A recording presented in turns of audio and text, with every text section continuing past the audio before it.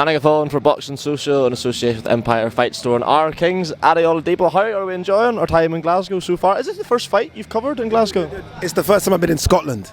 I swear it's the first time I've been in Scotland. I'm like, wait, is it the first? And it is the first time. So yeah, it's the first time I'm covering a fight here. I've seen obviously the Hydro Arena. So every time Josh Taylor's fought, then I'm like, okay, this place has got a great atmosphere, great energy. So I'm looking forward to. I think it's going to be an incredible atmosphere, honestly. I mean, just seeing the weigh-ins now, public weigh-in, and it wasn't just for Josh Taylor's, for like obviously Lee McGregor got a reception, and Nathaniel Collins got a reception. The big man next to us, David Jameson, got a reception as well. So I think there's going to be a lot of people tuning in because we don't see many big events here. It's been a while, right? I mean, I grew up and it was Alex Half, it was Ricky Burns, it was Josh Taylor, and we haven't had really anyone to carry that mantle since. So I think it's a good chance for a lot of the undercard fighters to make a name for themselves and be that guy to kind of take the baton from Josh Taylor. You talked about the last time Josh fought at home. Even though he got the victory on the cards, did not go to plan against Jack Catterall. What does he need to do to make sure, Ekow Essuman, if Josh Taylor is lacking, people are saying Ekow's the man to find him out. He's cleaned up domestically, only has that loss to Harry Scarf, who's stylistically a nightmare. How Josh Taylor needs to be switched on Saturday night? It's not going to be easy to answer the question. I mean, we know, as you say, we know where Ekow is.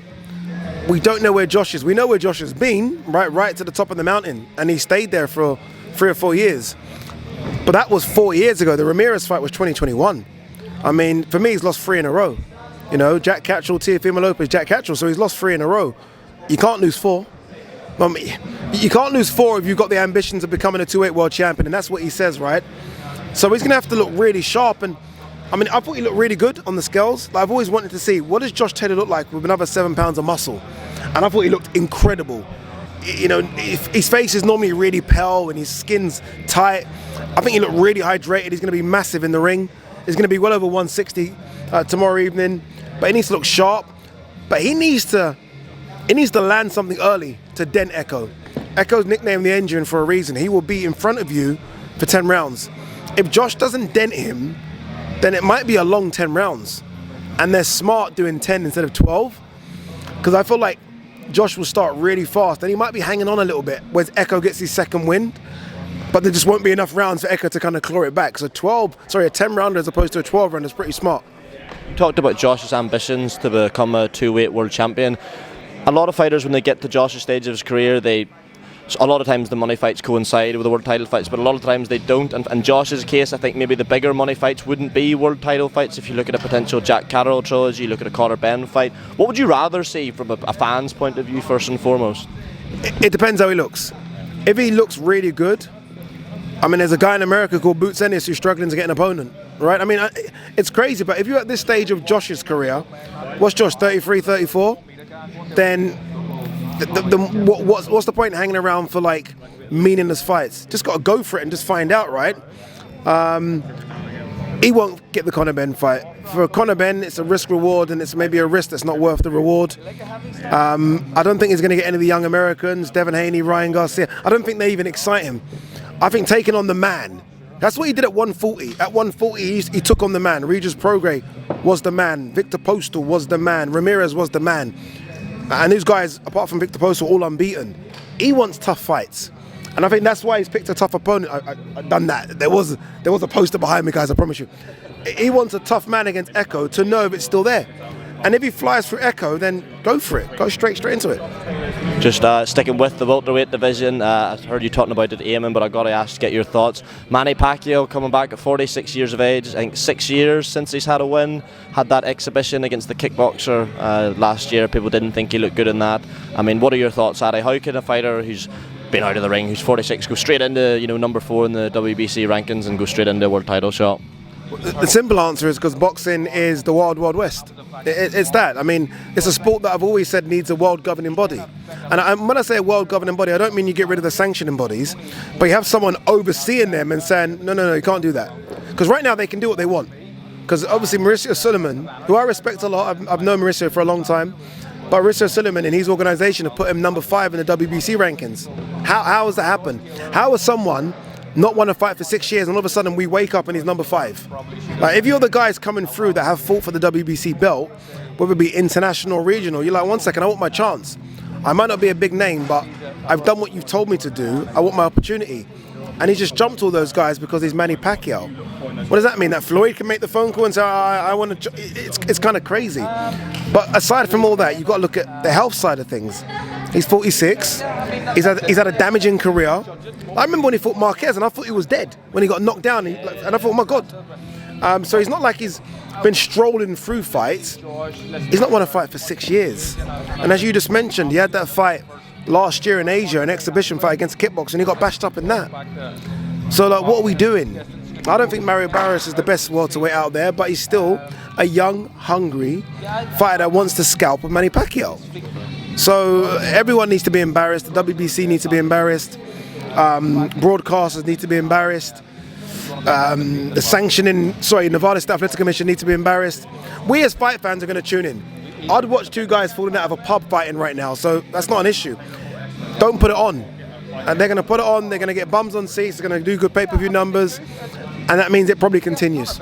Sticking with the theme of fighters calling short the retirements, the rumblings of a Tyson Fury return are getting louder and louder. More footage of him in the gym, more photos of him looking in very good shape. Are you hearing anything, Ade? Gareth A. Davis is convinced this AJ Fury fight happens in October. Yeah, I don't know where Gareth's getting this October date from. It makes me feel like he's hearing something regarding the Saudis, because obviously October's the start of Riyadh season.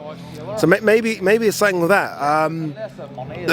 He's definitely coming back. I mean, he knows what he's doing. Teasing us. Like, you don't need to tease us. You can just train. You don't need to post it. He's teasing us. He's trying to get the feel for it. I almost feel like he's just stepped back. He's watched Eubank Ben and thought, I want a bit of that. I want a bit of that. I want a bit of that feeling that you can't get sitting on the couch watching Love Island. I want it. So maybe he is. There's a lot of money involved. It's a fight that should have happened. It's a fight that I think, if done, is the biggest fight in the world. Honestly, I think it's bigger than Crawford-Canelo for different reasons. It's just enormous. I don't think the Americans understand just how big a fight this is over here. This is a fight that rivals any big Premier League football match. It's a fight where it'll sell out Wembley Stadium in 10 minutes. 10 minutes, 90,000 tickets. No other fight does that in the world, none. And it probably does over 3 million pay-per-view buys. It could go crazy like that, because they've got two completely different fan bases. I mean, everyone tunes in, right? Everyone knows the two of them. You're looking at two of the biggest sports stars this country's ever produced. Not boxing stars, sports stars that are going to get it on. It's enormous, and I think for those reasons, it has to happen. Last one, caught up with Tyson's dad, Big John, over in Budapest, and he spoke to Eamon as well, and he was reflecting on the fights with Alexander Usyk, and he says he felt Tyson could have been fitter in those fights. Do you see where he's coming from? Obviously, you'll have covered the fights, you'd have been there. No, I don't. Honestly, I don't. I almost feel like that's taken away from Alexander Usyk. Sugar Hill Stewart, Andy Lee and the team would have prepared Tyson the best he can. Tyson's not like a new fighter. He's an experienced vet. Tyson knows how to get in shape. No one's going to force Tyson to do what Tyson doesn't think is going to be right for his fight or his training camp. So no, I don't agree with it at all. I think he's a bit upset that he wasn't in the corner. Obviously, he was in the corner for the first one, and it was a shambles, wasn't it? So maybe he's a bit upset about not being in the corner for the second one.